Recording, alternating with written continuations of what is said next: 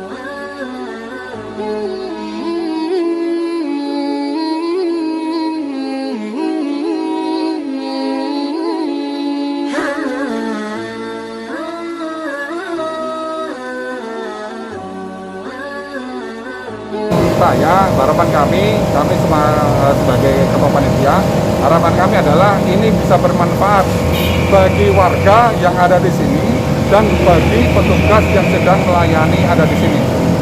Ya, nanti bisa masyarakat yang saatnya sholat itu mendengar ataupun mau mampir sholat sini boleh, dan nanti bisa bersosialisasi dengan anggota yang sedang melaksanakan pengamanan ini, dan nanti bisa memberikan pelayanan yang terbaik. Ya, intinya kami pengen bahwa mushola ini bisa bermanfaat bagi Kota Makassar yang ada sekitar sini.